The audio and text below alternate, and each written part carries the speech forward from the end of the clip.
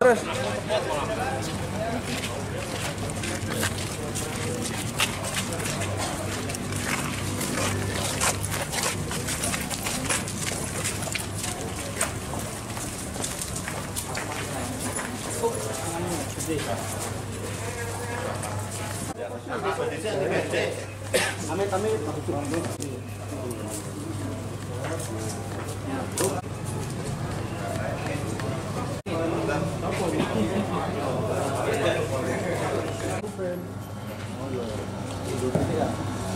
foto dulu ya.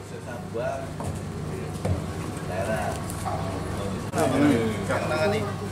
Ikut. Bukan sebagai penyidik ya.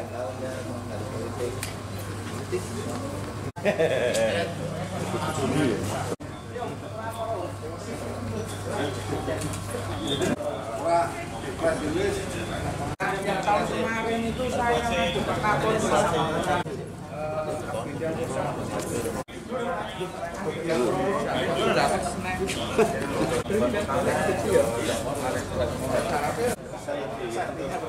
Kalau sangat kode gila,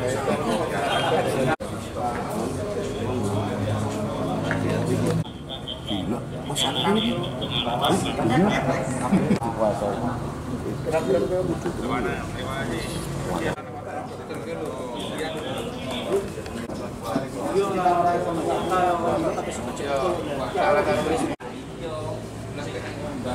Jadi bajanya digabungkan yuk.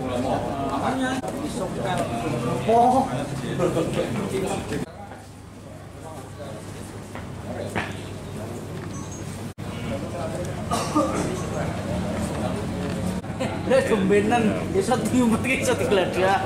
Iya. Aku kadung cok ilang kan cok metu cemplung ngono. Dah bobok kepring nah. Robok. Ya sing jelas ana domba ya. Dulu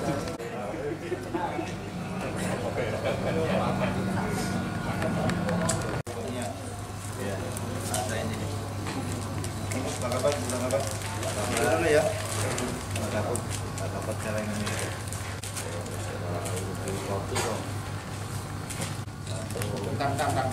Yo. 1 2 op. Nah. Oke. Kerugian sekitar 420 juta. Ini menurut keterangan dari Korban. Untuk tadi pasal masih ditelusuri. Kemudian yang unik, pembagian uang itu oleh salah satu tersangka dimasukkan ke rekening. Sehingga penyidik saat ini masih mendalami apakah ini termasuk kategori tindak pidana lainnya selain yang ada dalam KUHP. Demikian. untuk pasal yang akan diterapkan. Pasal yang akan dikenakan saat ini masih pada pasal 363 KUHP, yaitu pencurian dengan pemberatan dengan ancaman 9 tahun penjara. Untuk emasnya berapa? Sama apa? Nah ini dulu batangan, jadi batangan, cincin, uang.